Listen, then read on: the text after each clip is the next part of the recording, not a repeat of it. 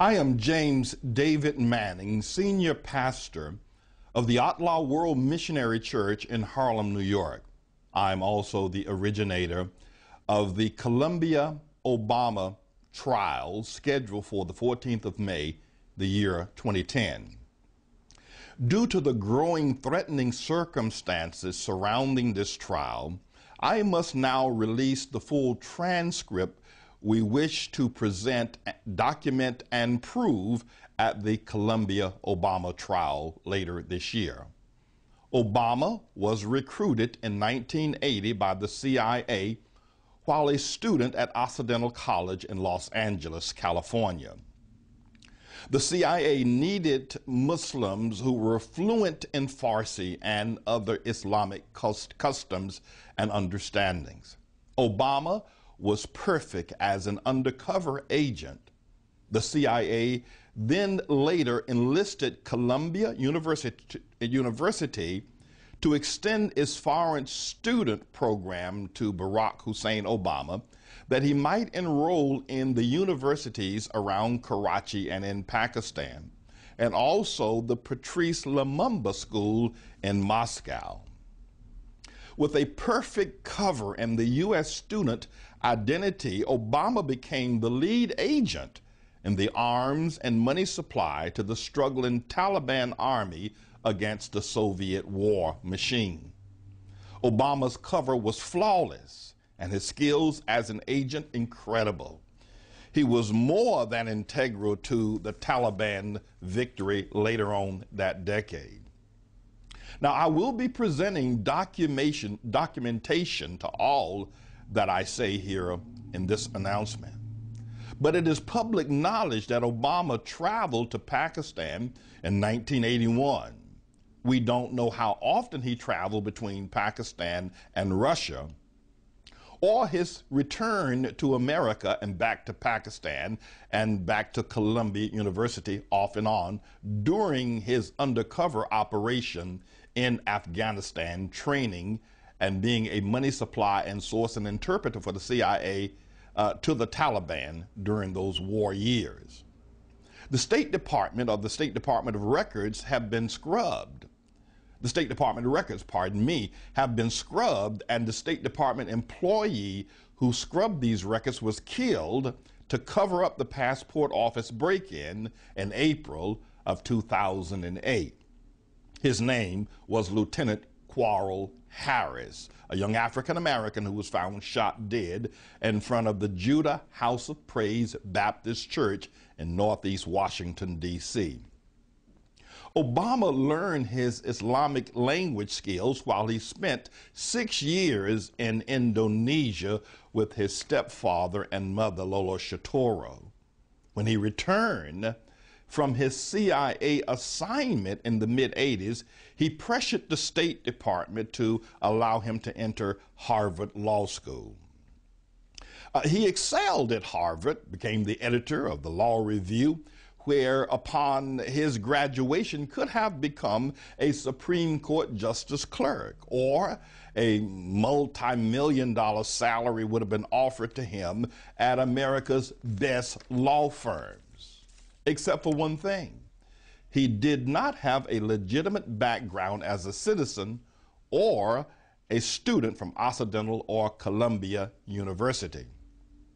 A diligent investigation by a personnel agency of a major law firm before hiring Obama would have revealed that he was not a U.S. citizen. And how could a C student go from Occidental College to America's fifth most difficult school to enter into, Columbia University, and then from there, 3 years later, enter into the world's most difficult law school, Harvard Law School? And so what must a former CIA operative do when he cannot pass the personnel test? Obama becomes a community organizer on the south side of Chicago, where no background check was needed. His marriage to Michelle Robinson, a lawyer and connected Chicago politician, albeit a convenient marriage, now gives him citizenship and the beginning of a solid background. He takes a job at the same law firm where Michelle Robinson becomes his trainer and supervisor, a law firm that is heavily influenced by a small-time criminal named Tony Resco. Michelle Robinson, again, controls the personnel records. His hiring takes place without a hitch.